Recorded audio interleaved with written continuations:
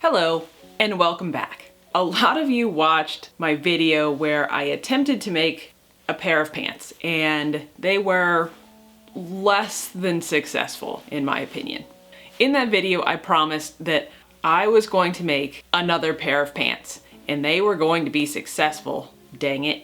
So you can imagine my surprise when I got a message from Michelle over at the Giddy Stitcher, basically challenging me to a pants duel. So how do you turn down a pants challenge? You don't. I saw this as my opportunity for redemption, as well as maybe even get a pants win, and I gladly accepted. Given the track record from my first pair of pants, I have no expectations about this. Michelle and I set up some basic ground rules, and they are basic. Number one, we had to work off the same pattern. Both of us are using the Winslow Culottes pattern that you can get from Helen's Closet. The pattern itself, I think, costs like 16 bucks. She and I are both making the long version of this, and then we had to get it done by now so that we can put the videos out at the same time and let you guys decide who did a better job. I always hope that I win, but I'm never confident I'm actually going to. We'll see how this turns out. Without further ado, let's talk fabric. So I'm not sure what fabric Michelle is going to be using. That's going to be a surprise to me, but I have this oatmeal colored, it almost looks like linen, but I don't think it is. I thrifted this a year ago, I think, for probably $4 or $5, and I think there were 4 or 5 yards in this. I like the color of this. It's a little bit scratchy, so if these fail, that's fine, because they're scratchy, and if they're great, then I'll deal with it, I guess. But we do need to figure out what kind of fabric this is, just because I'm interested. We're gonna do a burn test. If you've never done a burn test before, you just need a little swatch of your fabric, and you're gonna set it on fire. I'll set this on fire. It catches kind of slowly, and it burns kind of slow. You put it out, probably smells like burning leaves, burning paper. It didn't smell chemically at all. And then it's got kind of a hard ash to it. It doesn't ball up at all like a polyester would. I'm not sure what that is. I bet it's some sort of blend. There's probably a little bit of polyester in this. That would be my guess. Maybe some cotton as well. Whatever, doesn't matter, I'm gonna use it, but now at least I have kind of an idea. It doesn't have any stretch to it. I think this will be pretty cool as pants.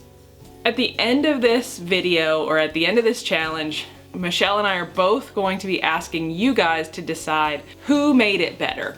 I'm trusting you to vote the right way. For me. You're gonna vote for whoever made the better pants. So let's get the pattern together, let's get the pieces cut out, and start sewing this shit together. I did forget to mention one thing. While we are both doing the Winslow Culottes, we are also doing the elastic modification in the back. These will not have zippers, because zippers are the devil. Elastic pants all the way, baby.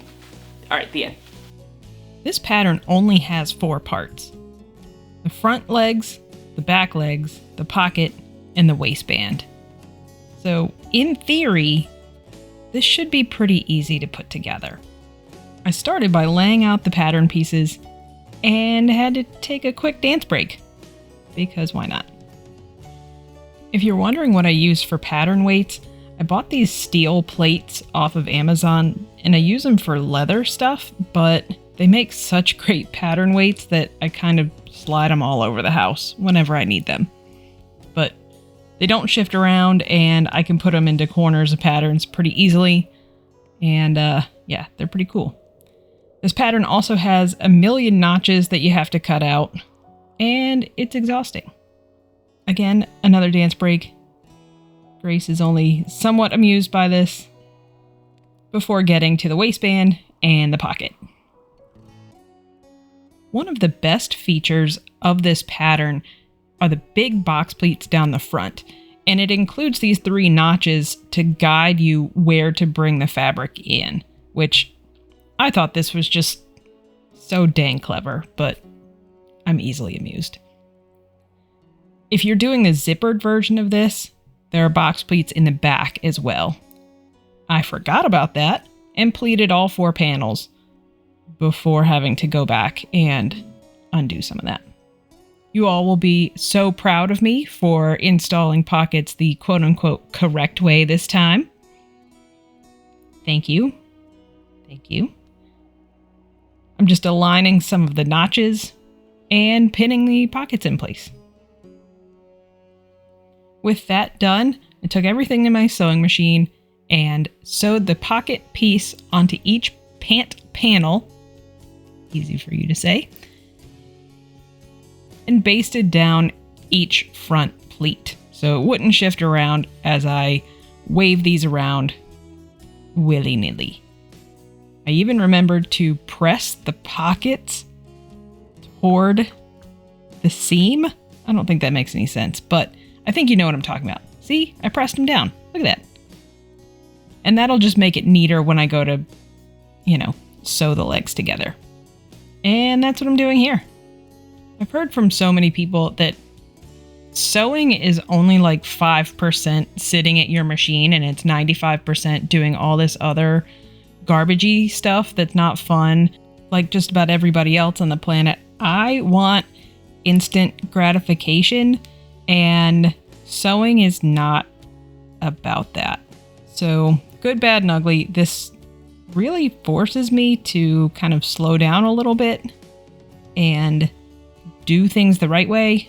Now, I had completely forgotten that I have this huge flat deck for my machine, and I found it. And it is awesome. Here's a fun little tip for you to keep your pants from drooping. Put a little piece of ribbon at the top of your pocket and attach it to your waistband. And when you put your phone in your pocket, it'll keep it from drooping. It's really cool. So here's my first try on. Because I'm doing elastic in the back, I had to kind of gather it all together back there so it looks all smooshy back there. But you kind of get a feel for how floofy these pants are going to be. And I'm not mad about it. This is when I started to realize how cool they were going to be. I'll also give this pattern a lot of credit for having some kick-ass pockets. Measured a piece of elastic for the back part of the pants, and I was ready to put the waistband together. Now, this waistband does need a little bit of interfacing or something so that it doesn't stretch, and I didn't have any of that. So I'm just using a piece of quilting cotton, basically. It had no stretch. It was pretty firm. I don't know, tense, something like that. And I'm only lining the front so that the back doesn't get too bulky with the elastic. I have made an error, shockingly. A very frustrating error. What I didn't think about when doing the elastic version of this is that I needed a longer waistband to go all the way around the back. So I just cut the waistband for my waist, which was fine for the front, but it's way too short for the back. So I'm missing at least that much. So what I need to do is I'm gonna cut another waistband and just attach it to the one that I have for the front.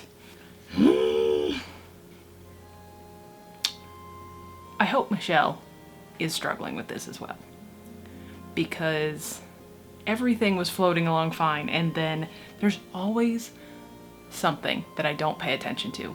Always something that I don't pay attention to. I'm gonna cut another waistband and see what happens, I guess. The end. You know how sometimes you don't realize how messy you are until other people are gonna see it? That's how I feel right now. That pile of stuff is embarrassing.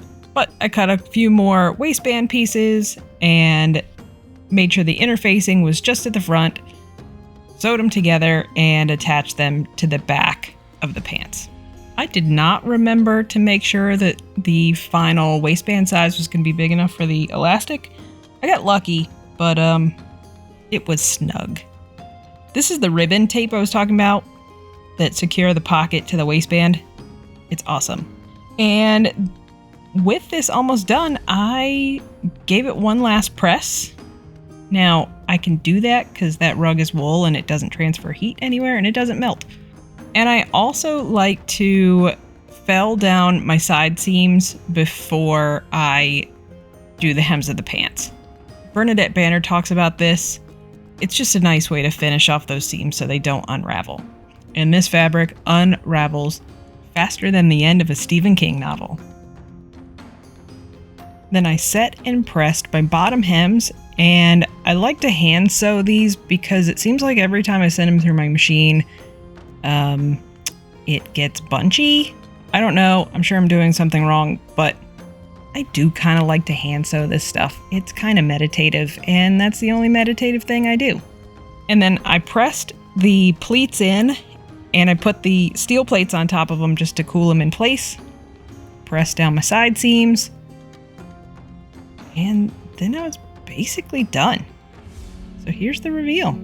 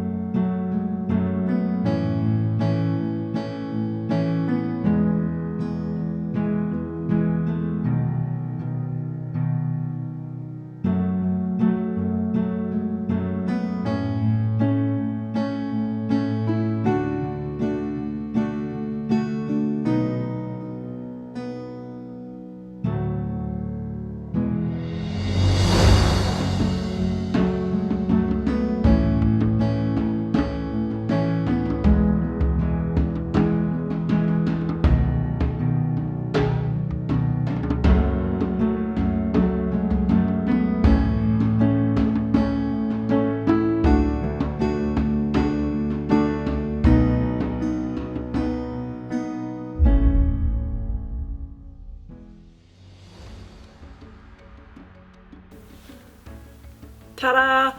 I made pants that aren't terrible. Look at me go. Look at that. First things first, I'm gonna have to make 10 more pairs of these, I think, because they are the pros of pants and skirts all combined into one thing. These are amazing. Go get the pattern, go print it out, make them. Make these pants immediately. So here are a few things that I ran into while I was going through this process. I think you guys will be very proud of me that I actually put the pockets in the correct way in my linen dress. Some of you guys told me that the way I was doing it was the hard way, which sounds accurate.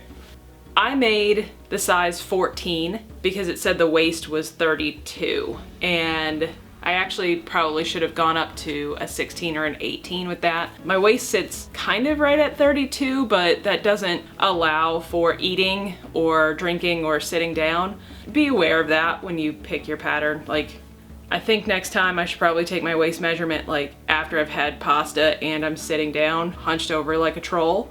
That's probably the best way to do waist measurements. When I got them to the point where they were wearable, they were still just a little too big in the waist. So what I did was I actually created almost like a false fly in the front. I just folded over the front seam about an inch, inch and a half. I don't care if that's not what you're supposed to do. I make my own rules because these are my pants and I can do what I want to in my own pants. With as big and voluminous as they are, folding that over, I don't even know if it matters. I don't even know if you can tell. So I just folded it over and then I basically sewed in a false fly. I made this up all on my own, so I think I'm pretty clever. I do need to put a hook and eye right here, just so I can cinch it in. I also decided to put in belt loops. I don't like pants that don't have belt loops because, especially elastic pants, I know that sounds weird, but I feel like at any moment anything could kind of snag my pants and then I would walk away and my pants would stay where I was. At least having belt loops means that I can wear a belt if I want to and that my pants are secure for the rest of the day. Also, one third modification that I made was I put in basically the waist tape. I think that's what it's called. I don't know exactly what it's called, but it secures the pocket to the waistband. And I just used a little bit of ribbon to do that. And what that means is when I put my phone in my pocket or anything heavy, the weight is not coming down the side seam. It's distributed to the waistband here. And if I'm wearing a belt, that also means that it's not pulling everything down here. And I picked up that tip from Bernadette Banner in her historical sewing, and I have been using it for basically all of my pockets. I am so proud of myself for doing this. In the world of Rachel Maxey, I now also have my own pair of secret pants. I think I won. I mean, I haven't seen Michelle's pants yet, but these are pretty amazing. And I don't know how she's gonna beat these because I think I did pretty good.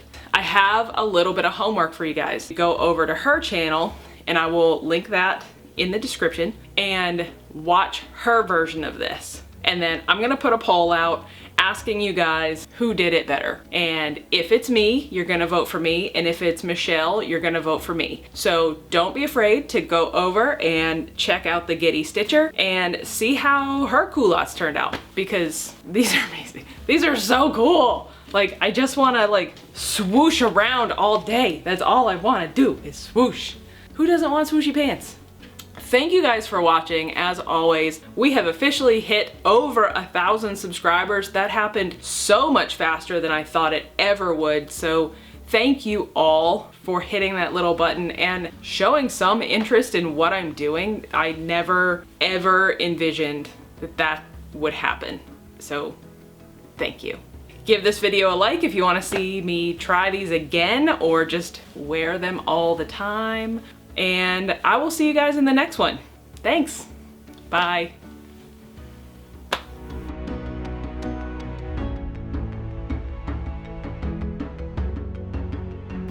No. So if you've never done... Trying to figure out my camera.